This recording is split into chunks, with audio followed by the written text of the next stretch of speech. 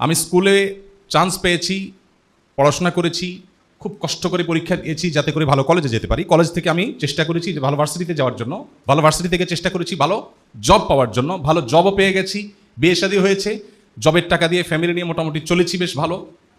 এরপর আমার মৃত্যুর জন্য অপেক্ষা। তাহলে আমার লাইফের পারপাসটা অ্যাকচুয়ালি কী দাঁড়ায়? পৃথিবীতে এই যে এত স্ট্রাগল করলেন, স্ট্রাগল করে আসলে কি অ্যাচিভ করলেন? সত্যিকার অর্থে বলতে গেলে, শুনতে খারাপ শোনা গেলেও, বিভিন্ন কর্পোরেশনসকে সার্ভ করার জন্য আপনার লাইফটাকে আপনি ব্যয় করেছেন।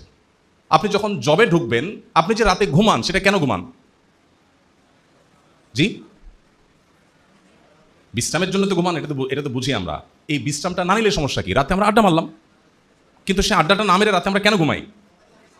সকালে অফিস করতে হবে, সেজন্য। আমার ঘুমটা কর্পোরেশনসের জন্য।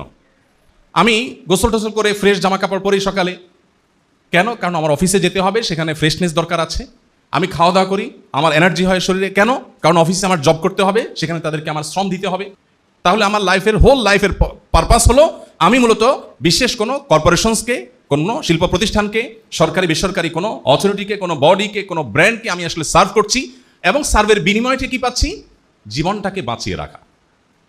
একসময় জাপানে, ফ্রান্সে, পৃথিবীর অনেক দেশে আপনারা জানেন যে অবকাঠামোগত উন্নয়ন, রেল লাইন নির্মাণ, দুর্গম পথে রেল লাইন নির্মাণ করতে হলে জাহাজে ভর্তি করে আফ্রিকান লোকগুলোকে নিয়ে আসা হতো, কৃতদাসদেরকে নিয়ে আসা হতো, তাদেরকে দিয়ে কাজ করানো হতো, বিনিময়ে তাদেরকে একটু খাবার দেয়া হতো বেঁচে থাকার জন্য। কেউ যদি কাজের জন্য অনুপযুক্ত হতো, তাকে শুট করে মেরে ফেলা হতো, কারণ তার আর বেঁচে থাকার কোনো দরকার নাই। এভাবে পৃথিবীর বহু সভ্যতার বিনির্মাণ হয়েছে, তথাকথিত সভ্যতার বিনির্মাণ হয়েছে, বহু শহর নগর বেড়ে উঠেছে। এটা আপনারা আমার চাইতে অনেক ভালো জানেন।